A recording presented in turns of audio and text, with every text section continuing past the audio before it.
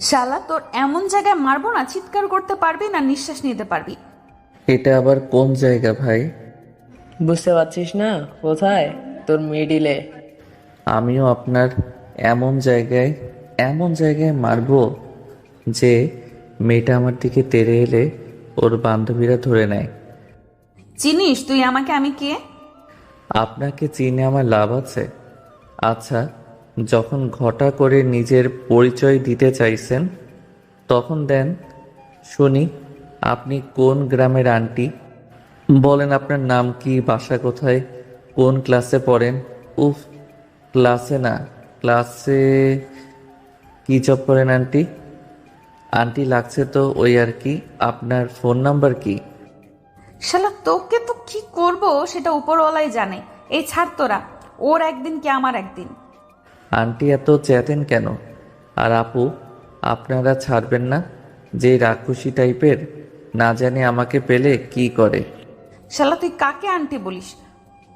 তুই আন্টি, তোর 14 গোষ্ঠী আন্টি। আন্টি এত রাখছেন কেন?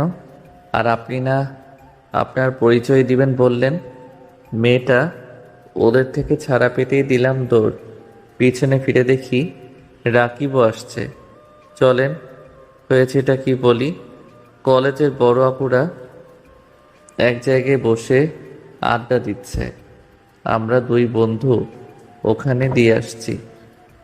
তখন দেখ তো আমি কত সুন্দর, কলেজে কত ছেলে আমাকে দেখে ক্রাশ খায়, কত ছেলে পেছনে ঘুরে, তার ঠিক আছে? হঠাৎ কথা শুনে দাঁড়িয়ে বললাম, যেই না চেহারা, নাম রাখছে পেয়ারা। আর পচা জিনিসে একটু মাছি ভনভন বেশি করে। আমার কথা শুনে ওই মেয়ে বাদে বাকি মেয়েগুলো হেসে দিল। আর মেয়েটা অনেক রেগে গেল। রেগে বলল, কি বললি তুই? আমি পচা জিনিস? শালা তোকে তো আমি কি যে করব। আমি ভুল কি বলেছি বলবেন? আচ্ছা, আমি ভুল কোথায় বললাম বুঝতে পারছি না।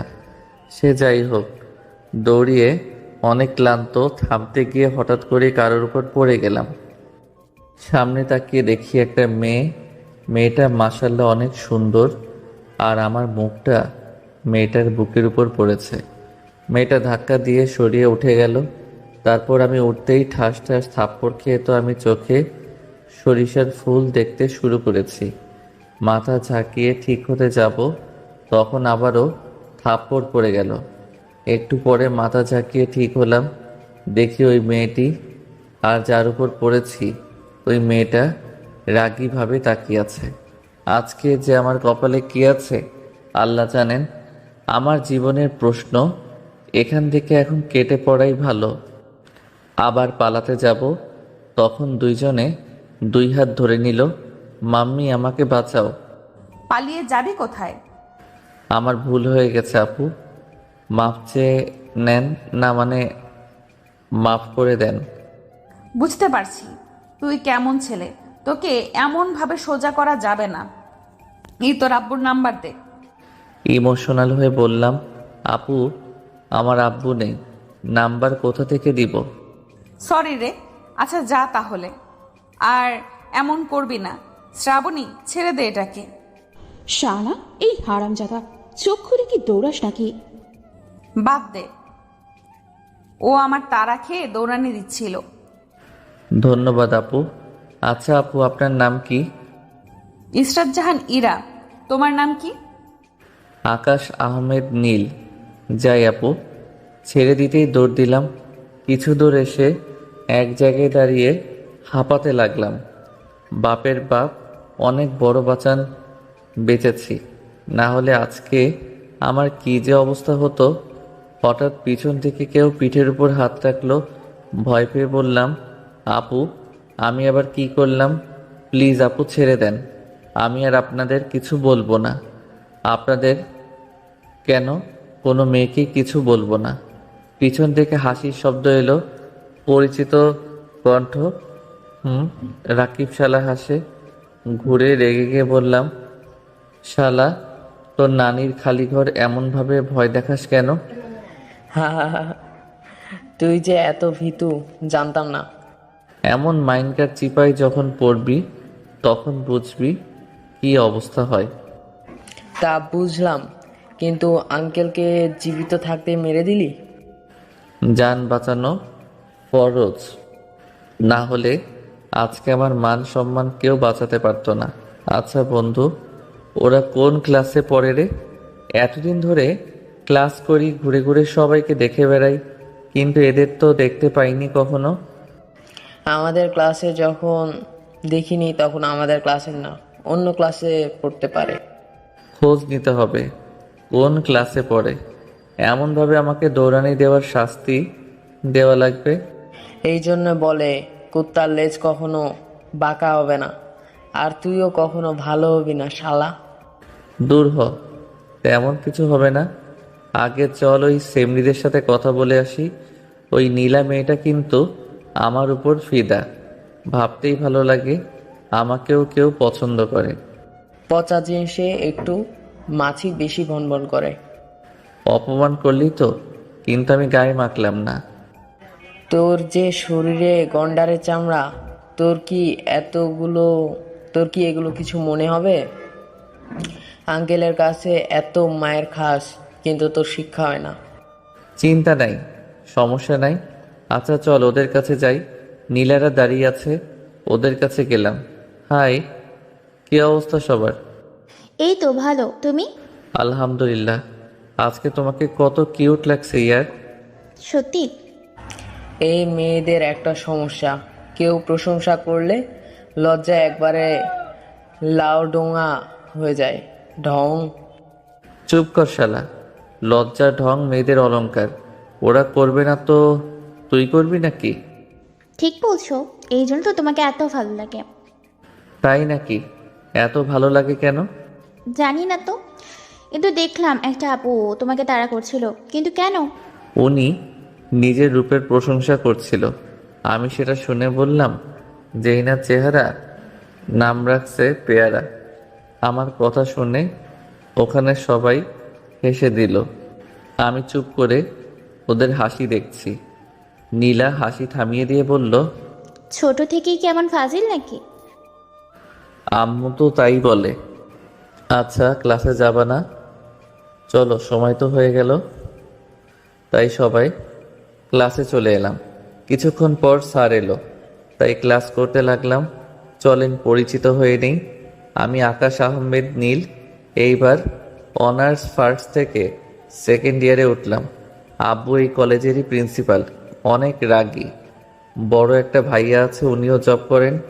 বিয়ে হয়নি, তবে মেয়ে দেখছে। আর আম্মু আর কি করবে, বাসায় গৃহিণী। ক্লাস শেষ করে বাসায় ফিরছি, তখন সামনে তাকিয়ে দেখি ওই আপুগুলো যাচ্ছে। এটা দেখে রাকিব বলে উঠল। এই যে আন্টি, দাঁড়ান দাঁড়ান। রাকিব বলেই ঘুরে গেল, আর রাকিবের কথা শুনে মেয়ে গেল আমার দিকে তাকালো। শালা কি বাসটাই না দিল। আমার তো প্রাণ পাখি যায় যায় অবস্থা। মেয়েটা রেগে আমার কাছে এলো। মনে হয় গালের উপরে কয়েকটা থাপ্পড় পড়লো। কি পড়লো? ভয়ে চোখ বন্ধ করে নিয়েছি। অনেকক্ষণ চোখ বন্ধ করে আছি, কিন্তু মেয়েটা কিছু বলছে না। একটা চোখ খুলে তাকিয়ে দেখি মেয়েটা আমার অবস্থা দেখে মিটমিট করে হাসছে। দুই চোখ খুলতেই মেয়েটা বলল, তখন ওভাবে মিথ্যা বললে কেন যে তোমার আব্বু নেই? না আসলে ভয় পেয়ে আপনাদের থেকে বাঁচার জন্য। একটা কথা বলবো না, মানে যদি রাগ না করেন তাহলে। বলো শুনি। আপনার এমন মিটমিট হাসিটা অনেক সুন্দর। আপনার গালে টোল পড়ে, এতে আরো সুন্দর দেখাচ্ছে। বড় আপুদের সাথে লাইন মারার চেষ্টা করছো, এটা কি ঠিক হচ্ছে? একটু দূরে দাঁড়িয়ে বলল, কিসের কিসের সিনিয়র কিসের জুনিয়র, লাইট অফ দেন, সব কিছু সমান। বলেই উল্টো দিকে দিলাম দৌড়। জানি ওখানে থাকলে মাইর খেতেই হবে। একটু দূরে এসে দাঁড়িয়ে দেখলাম মেয়েটা একটু তাকিয়ে থেকে চলে গেল। আমিও চলে এলাম। রাকি ভালাই তো আগেই কেটে পড়ে আছে। তারপর কলেজ থেকে বাইরে আসতে দেখি রাকিব দাঁড়িয়ে দাঁড়িয়ে সিগারেট খাচ্ছে। কাছে গিয়ে বললাম, হালা, সবসময় আমাকে বাস দেওয়ার জন্য প্রস্তুত থাকিস, কিন্তু সত্যি বলতে ভাই মেয়েটার হাসি দেখে ক্রাশ খেয়েছি। বাহ, ভালোই তো। আচ্ছা, রেস্টুরেন্টে চল, খাওয়াবো। কোন খুশিতে? বাইকে ওঠ, তারপর বলছি। রাকিব বাইকে উঠে বসলো। তারপর আমি উঠে বসতেই চালাতে লাগলো। এবার বল কি জন্য খাওয়াবি? আমার এক্সের সংসার গেছে। এটা কোনো খুশির কথা হলো? যদিও একটু একটু ওই শালি তো আবার বড়লোক দেখে গেছিল। বর্তমানে এমন হয়েছে, মানুষ একসাথে সব কিছুই চাইতেছে। ভালোবাসাও চাচ্ছে, অনেক টাকা পাওয়া ছেলেও চাচ্ছে। ওর প্রতি তো আমার ভালোবাসা আর সময় দেওয়া কম ছিল না, শুধু টাকা ছিল না, খুব দামি দামি গিফট করতে পারতাম না। তাই শালি টাকাওয়ালা দেখে বিয়ে করে নিল। শুনলাম বরের নাকি ওকে সময় দেয় না, ভালোবাসে না। কি বলবো বল, মানুষের ধর্মই হয়তো এখন এমন হয়ে গেছে। মানুষ বুঝতে চায় না শুধু টাকা থাকলেই সুখী হওয়া যায় না, ভালোবাসা, কেয়ার এগুলোও প্রয়োজন হয়। তারপর একটা রেস্টুরেন্টে এলাম। তারপর খাওয়া শেষ করে বাসায় এসে ফ্রেশ হলাম। আম্মু খাবো না, বাইরে থেকে খেয়ে এসেছি। বাসায় খাবার রেখে বাইরে খাওয়া আসা, তাই না? দাঁড়া, তোর আবুকে আর ভাইয়াকে তোর হাত খরচ দিতে বন্ধ করতে বলছে। আরে আমি আমার টাকা দিয়ে খাইনি তো, রাকিব ট্রিট দিয়েছিল। কি এমন খেয়েছিস যে আর কিছু খাবি না? কাচ্চি খেয়েছি। আচ্ছা এখন রুমে যাই। আম্মু, ও আম্মু, আমাকে একটা বাইক কিনে দিতে বলো না, আমারও তো ইচ্ছা করছে একটা বাইক চালাতে। ওইসব বাইকটাই খাবে না, বাইক চালাতে গিয়ে কোথায় কি হয় তার ঠিক নেই, আমি কিছু বলতে পারবো না। ধুর ধুর, মন খারাপ করে রুমে এসে ফোন চাপতে চাপতে ঘুমিয়ে পড়লাম। বিকেলে ঘুম থেকে উঠে দেখি ভাইয়া ছাদে যাচ্ছে, পিছনে পিছনে আমিও গেলাম। ভাইয়া আমার থেকে 4 বছরের বড়, তাই তুই করেই বলি, তুমি বলা হয় না। এই জন্য আব্বুর কাছে কত বকা খেয়েছি তার ঠিক নেই। বিধিবাম ওই কথায় আছে না, স্বভাব যায় না মলে, কয়লা যায় না ধুলে। ভাইয়া, এই ভাইয়া শোনো না, তোর আবার কি হলো? আব্বুকে বলো না বাইক কিনে দিতে, আমারও তো ইচ্ছা করছে বাইক চালাতে। বলো না আব্বুকে। আমি এসব পারবো না, যা ভাগ এখান থেকে।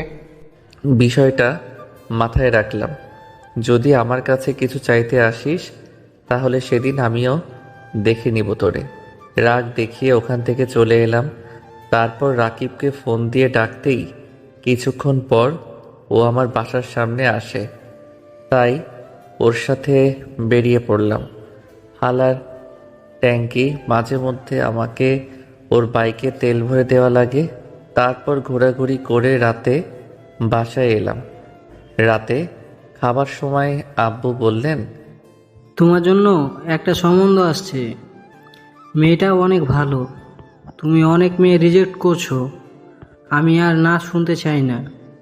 আব্বু, আমাকে আর একটু সময় দাও। তুমি একটু একটু করে অনেক সময় নিয়েছো, আর না। আর কয়েকদিন সময় দাও, তারপর না হয় বলছি। ওকে ঠিক আছে, আমি যেন 2 দিন পর না শুনতে না পাই। এমনভাবে কথা বলে মনে হয় যেন দাদি কখনো মুখে মধু দেয়নি। সবসময় এমনভাবে কথা বলে, মুখে রস খস কিছু নেই। আমার কথা শুনে রেগে তাকালো। আমি মাথা নিচু করে খেতে লাগলাম। আম্মু আর ভাইয়া মিটমিট করে হাসছে। তোকে কি যে বলবো রে, এত ব্যথা কেন তুই? আপনার হাতের মায়ের খেয়ে খেয়ে এই অবস্থা হয়েছে। আচ্ছা আব্বু, একটা কথা বলি, আমাকে একটা বাইক নিয়ে দেন না। আমার কথা শুনে রেগে তাকালো, তাই আর কিছু বলার সাহস হলো না। তারপর চুপচাপ খেয়ে থেমে চলে এলাম। কিছুক্ষণ পর পড়ছি, তখন দেখলাম ভাইয়া আমার রুমে এলো, তারপর আবার চলে গেল। একটু পরে আবার এলো। কিরে, কিছু কি বলবি? তোকে একটা কথা বলার ছিল, কিন্তু কিভাবে যে বলবো বুঝতে পারছি না। তোর কথা আমি শুনবো না? তুই বিকেলে আমার সাথে কি ব্যবহার করেছিস মনে আছে? ভাই আমার ভুল হয়েছে। অত কিছু বাদ দিয়ে বল, কি হয়েছে? আমি একটা মেয়েকে ভালোবাসি, আমি ওকে বিয়ে করতে চাই, তাই এসব বিয়ে রিজেক্ট করে দিচ্ছি। সেটা আগেই সন্দেহ করেছিলাম। তো আমি কি করতে পারি? আমি কিছু করতে পারবো না। ভাই প্লিজ এমনভাবে বলিস না। পারলে তুই আব্বুকে রাজি করাতে পারবি। আব্বুর সামনে আমার দাঁড়ানোর সাহস পাবো না। প্লিজ ভাই, ফিরিয়ে দিস না। আমি কি করতে পারি বল? আমাকে কি করতে হবে, আর বিনিময়ে আমি কি পাবো? তুই বাইক চাইছিলি না, আমি তোকে নিয়ে দিব। আরে তাহলে কিস বাত কা দেরি। কিন্তু তুই যে আমাকে সত্যি বাইক নিয়ে দিবি, তার গ্যারান্টি কি? যদি সত্যি বাইক নিয়ে দিস তাহলে আব্বুকে যেভাবেই হোক ম্যানেজ করার দায়িত্ব আমার। সত্যি সত্যি সত্যি, 3 সত্যি বলছি, দিব মানে দিব। তাহলে আগামীকাল বাইক দিবা, তারপর আব্বুকে বলবো। তোর বিশ্বাস হচ্ছে না? আমাকে বিশ্বাস হয় না তোর? না, তোকে আমার বিশ্বাস হয় না। তুই পরে পাল্টি খেতে পারিস, তোর বিশ্বাস নেই। আর শোন, আগামীকাল বাইক নিতে যাবি আর তোর গার্লফ্রেন্ডকে দেখাবি, তারপর আব্বুকে রাতে আমি বলবো। তোর কি গ্যারান্টি আছে আব্বুকে রাজি করাবি?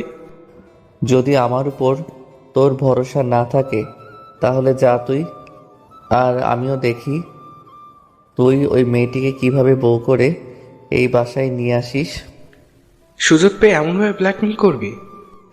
আহা, বুঝো না? দুধু খাও। রাজি হলে বলো, না হলে তুই যেতে পারিস, আমি পড়বো। যা ভাগ আমার রুম থেকে। ঠিক আছে, তোকে আগামীকালকে এই বাইক কিনে দেব। ওকে, নিশ্চিন্তে গিয়ে ঘুমিয়ে পড়, তোর কাজ হয়ে যাবে। ভাইয়া চলে গেল। আমি পড়াতে মন দিলাম। অনেক খুশি খুশি লাগছে। যাক, অনেক দিনের ইচ্ছা পূরণ হবে। তারপর কিছুক্ষণ পরে ঘুমিয়ে পড়লাম। পরের দিন সকালে ঘুম থেকে উঠে ফ্রেশ হয়ে নাস্তা করতে এলাম। দেখি আব্বু ও ভাইয়া সবাই আছে। তাই বললাম, আব্বু আপনার জন্য একটা সুখবর আছে। তুই এবার আমাকে কি সুখবর দিবি? ওটা রাতে দিব। আর কিছু কথা হলো না। তারপর খাওয়া দাওয়া শেষ করে যে যার মতো চলে গেল। ভাইয়া তার অফিসে আর আমি কলেজে যাওয়ার জন্য রেডি হয়ে নিলাম। আর আব্বুও কলেজে যাওয়ার জন্য রেডি হচ্ছে।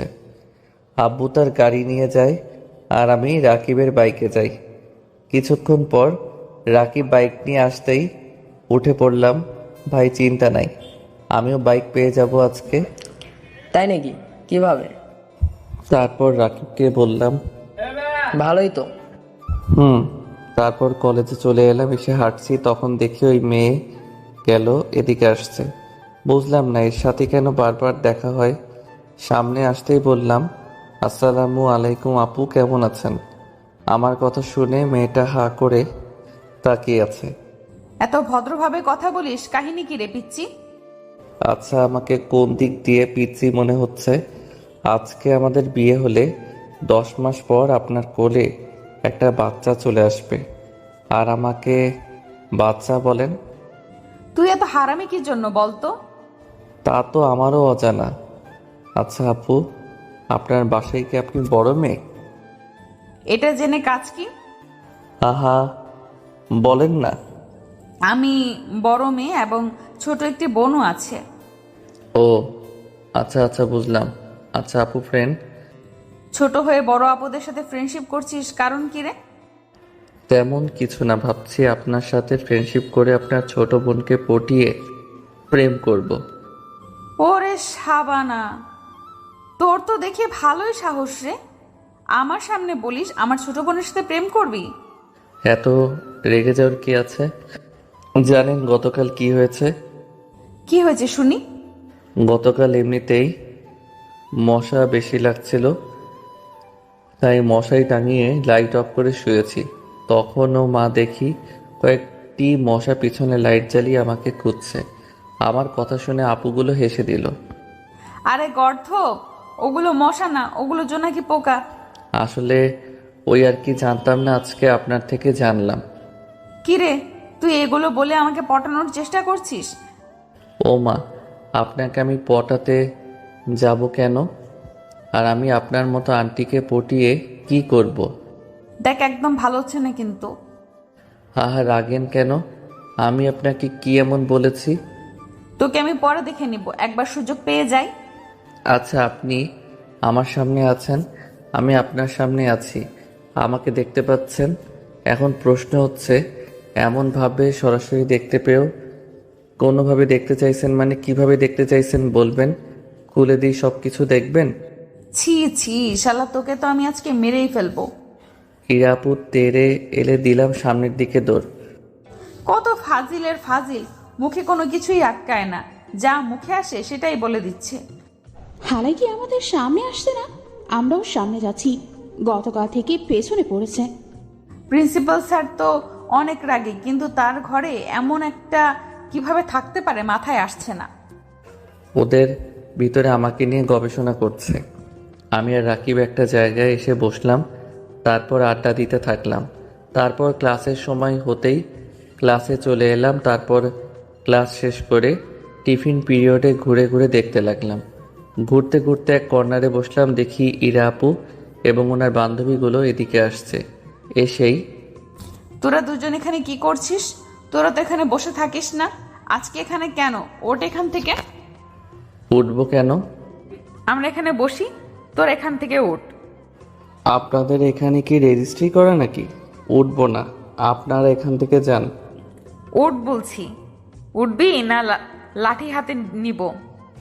ওয়ার্ডা কথাবার্তা। আপনাদের এই জায়গা কি রেজিস্ট্রি করে নাকি আপনারা বলবেন আর উঠে চলে যাব? ইরা আপু হাত ধরে টানতে লাগলো। বুঝলাম না এই জায়গায় কি আছে যে এদের এখানেই বসতে হবে। উঠাচ্ছে একটা সুযোগ নিয়ে নিই। হাত ধরে টানতেই উঠে ইরা আপুর উপর ঝুঁকে পড়ি। ইরা আপু নিজেকে সামলাতে না পেরে নিচে পড়ে যায় আর আমি ওনার উপরে পড়লাম। ইচ্ছা করে এমনভাবে পড়লাম যে ইরা আপুর ঠোঁটের উপরে আমার ঠোঁট। সুযোগ বুঝে একটা কিসই করে নিলাম। হঠাৎ এমন কিছু হবে ইরা আপু বুঝতেই পারিনি, তাই এক দৃষ্টিতে আমার দিকে তাকিয়ে আছে। যখন বুঝলো তখন ধাক্কা দিয়ে সরিয়ে দিয়ে উঠে গেল। আমি উঠতেই ঠাস ঠাস করে দুইটা পড়ে গেল গালে। দুই গালে হাত দিয়ে চুপচাপ তাকিয়ে আছি। মারলেন কেন? ইরা আপু ঠোঁট মুছতে মুছতে বলল, তুই এটা কি করলি? সব দোষ আপনার, আপনি তো আমাকে ধরে টানাটানি করলেন। তুই ইচ্ছে করে আমার উপর পড়েছিস আর ইচ্ছে করে কিস করেছিস। আমি মোটেও ইচ্ছা করে কিছু করিনি, সব কিছু আপনার জন্য হয়েছে। তোকে তো আমি আজকে মেরেই ফেলবো। কথাটা বলে এসে আমার গলা চেপে ধরল। ইরাপুর বান্ধবীরা এসে ওকে ছাড়ানোর চেষ্টা করছে, কিন্তু অনেক শক্ত করেই ধরেছে। বাপরে বাপ, কি শক্তি! ছাড় তোরা ওকে, আমি মেরেই ফেলবো। ইরা আপুকে কয়েকজন টেনে ছাড়িয়ে নিতেই আমি কাশতে শুরু করলাম। কি সাংঘাতিক মেয়ে বাবা! রাকিব আমাকে হাত ধরে টেনে নিয়ে আসছে, এখনো ইরাপুর বান্ধবীরা ওকে ধরে আছে। মাথায় শয়তানি বুদ্ধি এলো। রাকিবের হাত ছাড়িয়ে ইরাপুর কাছে গিয়ে ঠোঁটের উপর কিস করলাম। তারপর আর এক মুহূর্ত না দাঁড়িয়ে দিলাম দৌড় আর বললাম, এটা আমার গলা চেপে ধরার জন্য। এক দৌড়ে ক্লাসরুমে চলে এলাম। একটু পরে রাকিব এলো, এসে বলল, দেখ, এটা কিন্তু ঠিক নয়। আচ্ছা বল, আমি কি প্রথমে কিছু বলেছিলাম? নিজে থেকেই তো ঝগড়া করতে এলো। ওইসব বাদ দে, এখন স্যার আসবে। বসে আছি, তখন পিয়ন এসে বলল যে আব্বু নাকি আমাকে ডেকেছে। বুঝতে পারছি আব্বুর কাছে নালিশ চলে গেছে। আজকেও তোর কপালে দুঃখ আছে। সেটাই তো দেখছি, কিন্তু ও যে আব্বুর কাছে গিয়ে বলে দিবে বুঝতে পারিনি। আচ্ছা যাই, দেখে আসি। উঠে আব্বুর রুমে এলাম, দেখি ইরা আপু আর ওর বান্ধবীরা দাঁড়িয়ে আছে। ইরা আপুর কাছে গিয়ে বললাম, আপনি অন্যভাবে শাস্তি দিতেন, আব্বুকে বলা কি খুব বেশি প্রয়োজন ছিল? দাঁড়িয়ে দাঁড়িয়ে দেখেন আমার এখন কি অবস্থা হয়। মেয়েটাকে বলেছিস আমার কাছে নালিশ এলো কি জন্য? না, আসলে আব্বু আর কিছু না বলে একটা লাঠি দিয়ে পিঠের উপর কয়েকটা ব্যথায় চোখ দিয়ে পানি বের হয়ে গেল। তাও চোখ বন্ধ করে দাঁড়িয়ে আছি। একটু পরে বলল, মেয়েটার কাছে মাপ চেয়ে নে, আর বল কখনোই কোনো মেয়েকে কিছু বলবি না, মেয়েদের দিকে চোখ তুলেও তাকাবি না। সরি আপু, আর আপনাকে কিছুই বলবো না, আপনার সামনেও যাব না। ওই মরেই যাই, এই জীবন রেখে হবেটা কি? কি বলি তুই? তোকে তো তাই করতে মন চাই মাঝে মধ্যে, একমাত্র তোর জন্য আমাকে মাঝে মধ্যে ছোট হতে হয়। ঠিক আছে, আর কোনো মেয়ের সামনে যাব না, এখন আমি যাই। আল্লাহ, তুমি আমার ঘরে এমন সন্তান না দিলেও পারতে। আচ্ছা ঠিক আছে, ঠিক আছে, সত্যি সত্যি যেদিন থাকবো না সেদিন শুধু আফসোস করবেন। তুই না থাকলে ভালো হবে, যা এখন। ওখান থেকে বেরিয়ে ক্লাসরুমে চলে এলাম। আস্তে আস্তে রাকিব বলল, কিরে, আঙ্কেল কি বললো? ওর দিকে পিছন ঘুরিয়ে বললাম, এইবার আমার গেঞ্জি তুলে দেখো। আমার কথা শুনে রাকিব গেঞ্জি একটু উপরে উঠিয়ে বলল, মেরে কি অবস্থা করেছে! আচ্ছা, এ তো মার খাস, তাও তোর একটু কি লজ্জা করে না? বাদ দে তো। আচ্ছা তা যাই হোক, শরীর অনেক ব্যথা করছে। কোনো রকম বাকি ক্লাসগুলো শেষ করে রাকিব আমি বেরিয়ে এলাম। রাকিবের বাইকের কাছে আসতেই দেখি ইরা আপু এবং ওনার বান্ধবীরা দাঁড়িয়ে আছে। বুঝলাম না ওখানে আবার কেন দাঁড়িয়ে, তা যেই কারণেই হোক। তুই বাইক নিয়ে গেটের কাছে আয়, আমি ওখানেই দাঁড়াচ্ছি। আমি গেটের কাছে এলাম আর রাকিব ওর বাইকের কাছে গেল। যেতেই, তোর ফ্রেন্ড কোথায়? কেন আপু? আমি বুঝতে পারিনি ওকে এতটা মারবে। আমি ভাবলাম হয়তো কিছু একটা বলবে, যেন আমার সাথে এমন না করে, কিন্তু এভাবে যে মারবে বুঝতে পারিনি। ওগুলো আর কিছু হবে না, আর ওগুলো কিছু মনেও করে না। এমনভাবে আঙ্কেলের কাছে কত যে মার খেয়েছে তা ঠিক নেই। আর চিন্তা নেই, আপনার সাথে কোনো প্রকার দুষ্টুমি আর সামনেও আসবে না। তা ঠিক আছে, কিন্তু তোমার ফ্রেন্ড কোথায়? আবার কি মার খাওয়ানোর ইচ্ছে আছে নাকি? ওর খোঁজ কেন করছেন বুঝতে পারছি না। আপনাদের মেয়েদের সমস্যাটা কোথায় বুঝতে পারছি না। আপনি ওকে শাস্তি দিয়েছেন না, অভিযোগ করেছেন না। আপনি চেয়েছেন আপনার সামনে যেন না যায়, ওটাই করেছে। আপনার সাথে দুষ্টুমি বা ফাজলামি কিছুই করবে না, ওটা চেয়েছেন, ওটাই হয়েছে। তাহলে আবার ওকে কেন খোঁজ করছেন? আবারও কি মার খাওয়াতে চান? না, এখনো প্রতিশোধ নেওয়া হয়নি। এমনিতেই অনুশোচনায় ভুগছিলাম, তার উপর রাকিবের এমন কথাই ইরা আপু কেঁদে দিয়েছে। রাকিব সেদিকে খেয়াল না করে বাইক নিয়ে আমার কাছে আসতে উঠে পড়লাম। চলো ফার্মেসি থেকে মেডিসিন নিয়ে ওষুধ নিই, অনেক ব্যথা করছে রে ভাই। তোর একটু লজ্জা হওয়া দরকার। শালা, এত মার খাচ্ছিস তাও তোর শিক্ষা হয় না। ধুর বাদ দে। তারপর রাকিব আমি ফার্মেসিতে এলাম, তারপর কিছু মেডিসিন নিয়ে বাসায় এলাম। আম্মুকে কিছু বলা যাবে না, আর জানি ওই হিটলার ফাদরও আম্মুকে বলবে না। রাকিব বাসায় রেখে চলে গেল, আমিও বাসার ভিতরে এসে ফ্রেশ হয়ে খেতে এলাম। আম্মু খাবার দাও, দেখে আব্বু এলো। আমি কিছু বললাম না। আম্মু খাবার দিতেই চুপচাপ খেয়ে রুমে এসে শুয়ে পড়লাম। বিকেলে ভাইয়ার ডাকে ঘুম ভাঙলো। ঘুম থেকে উঠে বললাম, কি হয়েছে, ডাকিস কেন? আব্বুর কাছে আবার মার খেয়েছিস তাই না? কখন মার খেয়েছিস? নিশ্চিত কলেজে। বাদ দে তো। আচ্ছা চল, বাইক নিতে চল। ওষুধ খেয়েছিস? আম্মু জানে বিষয়টা? বাদ দে তো, ওইসব আর আম্মু জানে না, এই সব কিছু বলিনি।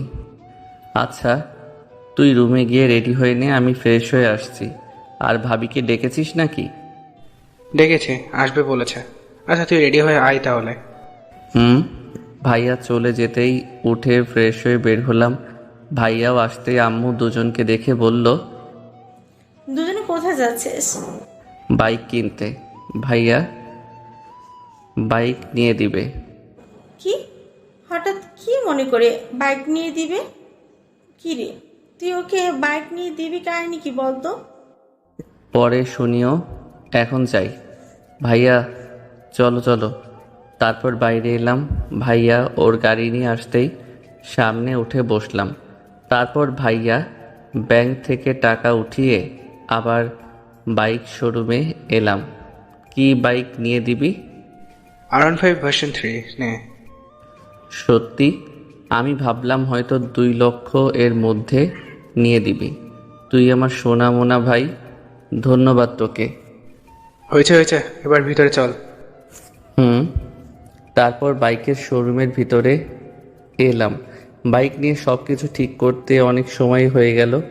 ভাইয়ার ফোন বেজে উঠল। ফোন রিসিভ করে কার সাথে যেন একটু কথা বলল। তারপর এসে বলল, ওরা চলে এসেছে। ওরা বলতে কে কে আছে? ও আছে আর ওর ছোট ভাই এবং ওর চাচাতো বোন আছে। ও আচ্ছা, এদিকে কাজ তো শেষ, কিন্তু ভাইয়া লাইসেন্সটা, ওটার টাকা আমি কোথায় পাবো? চিন্তা নেই, ওটাও আমি দিব। এদিকে কাজ শেষ, হাজ রেস্টুরেন্টে চল, ওখানে ওরা আছে। ওকে। ভাইয়া ওর গাড়ি নিয়ে চলে গেল। আমিও বাইক নিয়ে ওখানে এলাম। তারপরে ভিতরে গেলাম। দেখি ভাইয়ারা বসে আছে। আমি ওদের কাছে গিয়ে একটু অবাক হলাম। ইরা আপুর আছে। অন্য একটা মেয়েকে দেখে সালাম দিলাম। আসসালামু আলাইকুম ভাবি, কেমন আছেন? কিভাবে বুঝলে আমি তোমার ভাবি? ওই মেয়েটাও তো হতে পারে। আগে জি না, ওনাকে আমি চিনি, আমাদের কলেজে পড়ছে, 1 ক্লাস সিনিয়র। ও আচ্ছা, বুঝলাম। তাহলে তো ওকে আর পরিচয় করিয়ে দিতে হবে না, এবং এটা আমার ছোট ভাই। বুঝলাম, নাইস টু মিট ইউ। তারপর ওদের সাথে আলাপ জমালাম। ভাইয়া এর ভিতরে অর্ডার দিয়ে এসেছে। কথা বলতে বলতে খাবার এলো। ইরা আপু কেমন করে যেন বারবার তাকাচ্ছে। ভাবি, আপনার চাচাতো বোন কেমন করে বারবার যেন তাকাচ্ছে। মনে হচ্ছে আমাকে পছন্দ হয়েছে। তাই নাকি? কিরে এরা, পছন্দ হয়েছে নাকি? একে তোমার পছন্দ হবে? আমার পছন্দ এতটাও খারাপ না। কিন্তু বারবার এমন তাকাচ্ছিস কেন? সেটা আমিও লক্ষ্য করেছি। এমনিতেই তাকাচ্ছি। মুচকি হাসলাম। তারপর খাওয়াতে মন দিলাম। খেতে খেতে বললাম, ভাবি হিসেবে পছন্দ হয়েছে, চিন্তা করিও না, তোমাদের বিয়ে পাকা। কিন্তু ভাবি, একটা বিয়ে না মানে তোমার ছোট একটা বোন থাকলে ভালো হতো। কেন?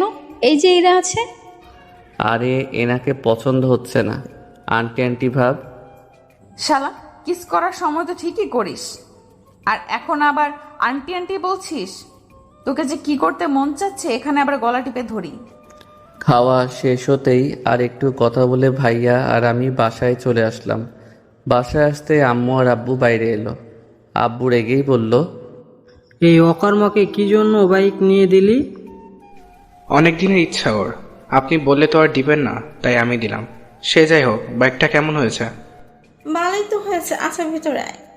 তারপর বাইক গ্যারেজে রেখে বাসায় এলাম। তারপর ফ্রেশ হয়ে পড়তে বসলাম। শরীরটা অনেক গরম, মনে হচ্ছে হয়তো মায়ের চোটে জ্বর চলে আসবে। কিছুক্ষণ পরে খাবার জন্য ডাকলো, তাই গেলাম।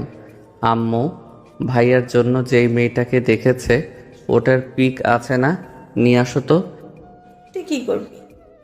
আহা, নিয়েই আসো না। আম্মু আমার কথা শুনে চলে গেল। তারপর আমার হাতে দিতেই আকাশ থেকে পড়ার অবস্থা। আরে এটা তো ভাইয়ার গার্লফ্রেন্ড। আমি পিক দেখে হাসতে লাগলাম। আমার হাসি দেখে আম্মু আব্বু ভাইয়া অবাক হয়ে তাকিয়ে আছে আর হাসির কারণ খুঁজছে। হাসছিস কেন? ভাইয়া, তোর টাকাটা লস লেগে গেল রে। তুই যদি মেয়েটাকে দেখতি তাহলে তোর লস লাগতো না। মানে তোর কথা ঠিক বুঝলাম না। ভাইয়ার দিকে পিকটা এগিয়ে দিলাম। ভাইয়া পিক দেখে আমার দিকে বড় বড় চোখ করে তাকালো। আমি আবার হাসতে লাগলাম। ইস, তুই যদি আব্বুর দেখা মেয়েটাকে দেখতি তাহলে তোর এতগুলো টাকা লস লাগতো না রে। তোর অ্যাকাউন্টে ঠিক জমা হয়ে থাকতো। আম্মু, তুমি আমাকে পিকটা আগে দেখালে কি হতো? আমার এতগুলো টাকা পয়সা যেত না। তোদের কথা বুঝতে পারছি না। তোরা কি কেউ বলবি কি হয়েছে? আরে শোনো, যেই মেয়েটাকে আব্বু পছন্দ করেছে সেটা ভাইয়ার গার্লফ্রেন্ড। পিক না দেখে আমার সাথে গেছে ডিল করতে, যেন আমি আব্বুকে ওর গার্লফ্রেন্ডের সাথে বিয়ে দিতে রাজি করাই, আর ও আমাকে বাইক দিবে। কিন্তু আব্বু যে ওর গার্লফ্রেন্ডকেই ভাইয়ার বউ হিসেবে পছন্দ করেছে সেটা ও জানতো না, আর আমিও না। ইসরে ভাইয়া, তোর লস লেগে গেল রে। ও বাইক দিয়েছে দিয়েছে অন্য কাউকে তো দেয়নি, ওর ছোট ভাইকে দিয়েছে। এখানে লাভ লোকসানের কথা কোথা থেকে আসছে? তাহলে কি বিয়ের কথা পাকা করব? সেটার বলতে তাড়াতাড়ি বিয়ের ডেট ঠিক করো। দেখছো না বিয়ের চিন্তায় চিন্তায় কেমন যেন হয়ে যাচ্ছে। তুই কিন্তু এখন বেশি বকবক করছিস। আচ্ছা ঠিক আছে। তারপর খাওয়া দাওয়া শেষ করে রুমে এসে একটু পরে মেডিসিন খেয়ে ঘুমিয়ে পড়লাম। মাঝরাতে শরীরটা অস্থির হয়ে গেছে, মাথা ব্যথা, শরীরের অনেক ব্যথা করছে, জ্বর চলে এসেছে। আম্মুকে ফোন দিলাম, বেশ কয়েকবার ফোন দেওয়ার পর রিসিভ করলো। আম্মু, আমার রুমে আসো, জ্বর চলে আসছে। কি? দাঁড়া, এক্ষুনি আসছে। ফোন কেটে দিলাম। একটু পরে আম্মু এলো, সাথে পানি আর ন্যাকড়া ওষুধ নিয়ে এলো। কখন থেকে এমন অবস্থা? খুব বেশিক্ষণ হয়নি, তবে সন্ধ্যা থেকে শরীরটা গরম হয়েছিলাম। আম্মু ওষুধ দিল, ওগুলো খেয়ে নিলাম। তারপর বেশ কিছুক্ষণ ধরে মাথায় জলপট্টি দিতে লাগলো। কিছুক্ষণ পরে জ্বর কমলে আম্মু চলে গেল।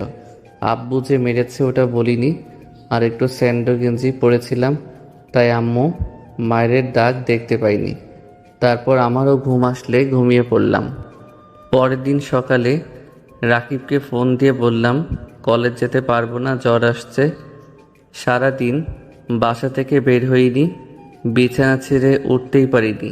বিকেলে রাকিব এসে কিছুক্ষণ আড্ডা দিয়ে গেল, সারাদিন চলে গেল। রাতে খাবার খেতে গেলাম, তখন আম্মু বলল, মেয়ের বাবার সাথে কথা হয়েছে 20 তারিখে বিয়ে, মানে আর 10 দিন আছে। তারপর আর কথা বলতে বলতে খাওয়া শেষ করলাম। তারপর খাওয়া শেষ করে ওষুধ খেয়ে শুয়ে পড়লাম। বেশ কিছুক্ষণ পরে ঘুমিয়ে পড়লাম। সকালে ঘুম থেকে উঠে ফ্রেশ হয়ে নাস্তা করলাম। আজকেও বাসায় শুয়ে বসে কাটিয়ে দিলাম। বিকেলে ভাইয়া আর রাকিবের সাথে গিয়ে বাইকের লাইসেন্স আর ড্রাইভিং লাইসেন্সের জন্য আবেদন করলাম। তারপর রেস্টুরেন্টে হালকা খাওয়া দাওয়া শেষ করলাম। ভাইয়া চলে গেল, আমি আর রাকিব আড্ডা দিয়ে রাতে বাসায় এলাম। কিছুক্ষণ পরে খেতে এলাম, তারপর খাওয়া দাওয়া শেষ করে রুমে এসে শুয়ে পড়ি। পরের দিন সকালে দুজনে বাইক নিয়ে কলেজে এলাম। তারপর এক সাইডে রেখে আমরা দুজনে যেখানে বসে আড্ডা দেই ওখানে গিয়ে বসলাম। নীলাকে দেখলাম, আমাদের দেখে আমাদের কাছে এলো। কি ব্যাপার, কেমন আছো? এখন শরীরের অবস্থা কেমন? আর জ্বর আছে? না, এখন জ্বর নেই, আলহামদুলিল্লাহ ভালো আছি। তুমি কেমন আছো? আলহামদুলিল্লাহ ভালো। তোমার ফোন নাম্বারটা দাও তো। এমনভাবে না দাঁড়িয়ে থেকে বসো। দাঁড়িয়ে আছো কেন? না দাঁড়িয়ে থাকতে ভালো লাগছে। নীলা মুচকি হেসে আমার পাশে একটু দূরত্ব বজায় রেখে বসলো। তারপর তিনজনে কথা বলতে লাগলাম। ক্লাসের সময় হতেই ক্লাসের দিকে আসছি, তখন ইরা আপু পিছন থেকে ডাক